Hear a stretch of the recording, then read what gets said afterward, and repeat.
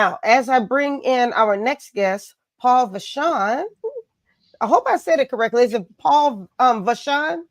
You said it exactly correctly, Dr. Rhonda. Yes. Yay!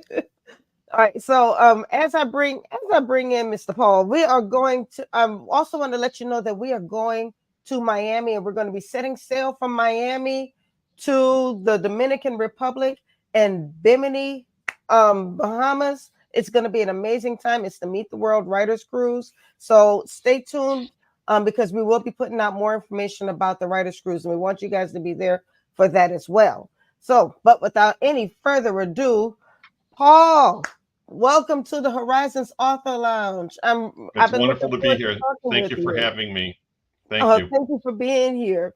And I've been looking forward to talking with you because we talked a few months ago about your projects and how you do these travel books. And I believe the travel book right now is on Detroit. Is that correct? No. The travel guides I do are on Michigan. They're Michigan. on Okay. they're now the publisher I work with has two different titles Okay. that relate to one's on the entire state, one's just on Michigan's Upper Peninsula, and I revise each one periodically. So. Okay. Now, in the travel books, um, Mhm. it's about the entire state. Is there something specific that you focus on in each travel book, travel guide? There, there is because in each well, first of all, they're published by the in the Moon series by Avalon Travel, which is in California, and Okay. Moon MOON. That's the imprint. Um, in each section of each book, what I typically have to cover are well, there's maps, of course, and some basic data information about each location, but then there's also excellent information about where to lodge, where to dine, attractions. It could be some. It could be like say if you're in a rural area and there's natural attractions like in the Upper Peninsula of Michigan, there's an abundance of waterfalls which people always like to Mhm. look at. And then, but then there's also museums. There's art galleries, things of that nature too, and esoteric things too. Like there's a place in northern Michigan called the Oswald Bear Ranch where they have bears there. You can actually go up to a bear cub, and my wife did this once and pet the cub and feed it a little bit of honey, and it's a lot of fun. Yeah. So I love that, but I'd be scared to do it. uh, it's it it it's done in a very disarming way. I don't think you'd want to. Okay. So. So you are a tour guide and you do the guidebooks. I do that too. Yes, yeah, and then of course my other writing projects as well too. I'm right now. I'm working on a new book that's on. It's going to be a hardcover coffee table style book that's on the homes of the auto barons. And I was just doing some research on it today. In fact, some field research. But many of the early auto pioneers, of course, they lived here because this was the auto capital. And the vast majority of those houses are still standing today, and it's really amazing to see some of these places. There's a few that aren't, but the vast majority are, and some of them are pretty palatial mansions too. And the ones that are huge are not private residences anymore. They're community centers and things like that. And there are a few that I'm covering in the book that are outside of Michigan too. For Okay. example, Henry Ford had a vacation home in Fort Myers, Florida, and his son Edsel had a vacation home in Seal Harbor, Maine. So, and that home today is owned by Martha Stewart, actually. So I'm profiling that as well too.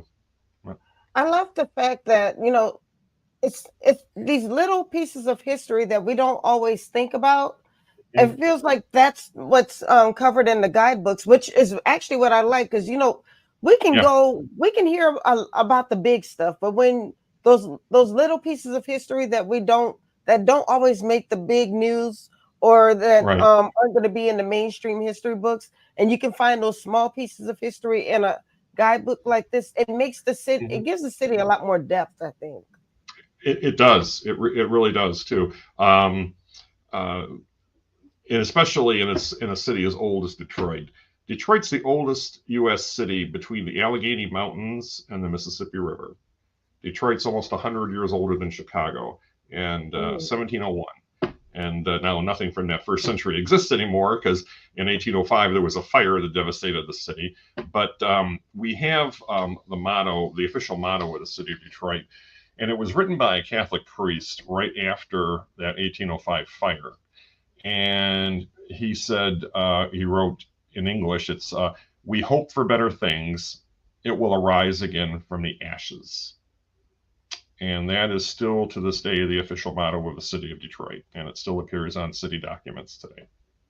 So it's kind of a metaphor too for the ups and downs that Detroit has experienced as a city over 3 centuries. Right now, I'm happy to say we're kind of on an up portion of that wavelength or that cycle. So that's heartening to hear too, and it's not something I would expect to see in my lifetime, but I'm delighted that I'm seeing it. But I tell that story in here.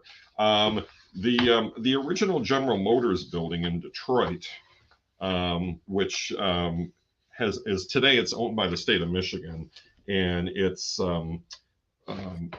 called Cadillac Place, and you can see it right here. If I'm holding it up properly. I see it. Yeah.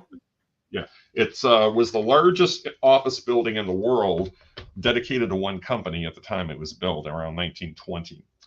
Well, there was a man named William Crapo Durant who was the organizer of General Motors. But he had a reputation for being very much the big spender. And he would buy companies, and then the debt from that would hamper the company's day-to-day operations. Early on, he did that years earlier before the building was built, and he got fired. But then after that, he met Louis Chevrolet, and they formed Chevrolet together. He got prosperous enough to buy a lot of GM stock and get back into GM, and that's when he commissioned the building to be built. He wanted the building to be built after him, named after himself. He wanted to call it the Durant Building. Well, so much so that when the building in the early days of construction, his initial was put on different places on the exterior, D. And there's a big D right above the main entrance on West Grand Boulevard. But it wasn't long after that he got fired again. But the D was already there. And it's there today still. If you go in the main entrance, you'll see this big D. It's still there today. Some people might think it stands for Detroit, but it doesn't. So things like that, and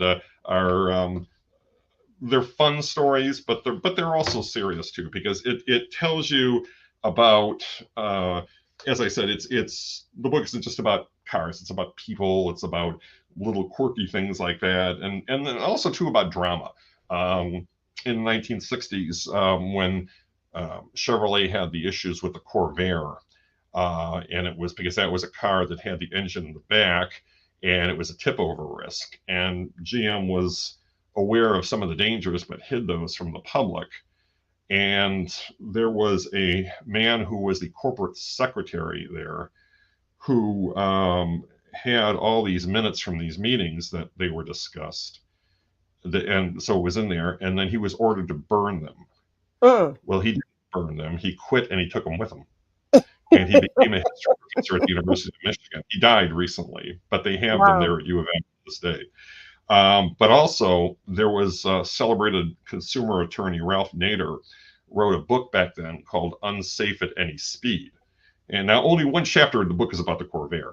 It happens to be the first chapter. But after that happened, GM was so displeased that they decided to resort to the politics of personal destruction. They hired private detectives to go after Mr. Nader and try to entrap him in compromising situations.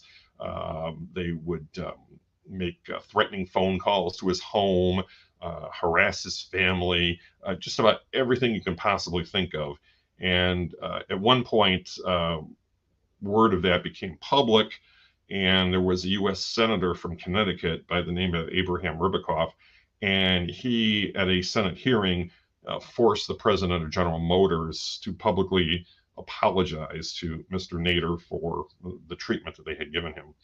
And I'd like to think that their corporate machinery is a little more enlightened today, but I can't say for sure. It's not there.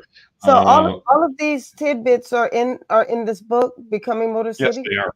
Yeah, everything I've told you is in the book. Well, except for the story I told you at the outset about the conductor, the Right. symphony conductor. That's going to be in the new book. But everything else I told you is in this book here, Right. Becoming And the Motor City. can we see the cover once more? Becoming the Mhm. Motor City, a timeline of Detroit's auto industry. So Yes. this book can be found on your website, It, paulvachonwrites.com. yes, I have an online store on my website if anyone is interested. So I'll be happy Right. to take care of that for you, and I can um, uh, ship thing orders out like within 24 hours or so. So I mean, very Well, quickly. boom. All right, everybody, you saw it here. Mhm. PaulVachonWrites.com. Get your Mhm. copy of Becoming the Motor City, and people can also find your guidebooks there as well. Yes, and the guidebooks are also plentiful in bookstores. You'll see them at Barnes and Noble, and I think they're on Amazon too. But Barnes and Noble is a great place for my travel books. They have them there in pretty good abundance because they have a very large dedicated travel section. Awesome. Well, thank you so much for being on Horizons Author Lounge tonight. I hope you Thank you. enjoyed yourself. But I did. I did. good, because I know I love hearing these historic tidbits. So thank you Mhm. so much for sharing so much with us tonight. And if you ever want to come back, all you have to do is say the word. I would love to, and I will take you up on that. Especially Yes. when my new book comes out. It might be a while yet, but when the new book comes out, you know you've got a guest. So I will write that down in my to do book and highlight it in 3 different colors. Love it. Please So do. thank you so much, Dr. Rhonda. This is wonderful, and I really appreciate you having me. I appreciate you being here. You have a wonderful evening. God bless you. Hope you guys had an amazing time. Thank you so much for continuing to support the show. We are continuing to grow on YouTube. We are trying to make it to 1,000 subscribers. So if you have not subscribed to us on the Meet the World Image Solutions YouTube page, what are you waiting for? Go ahead and do that and support us, and we'll continue to bring you quality content.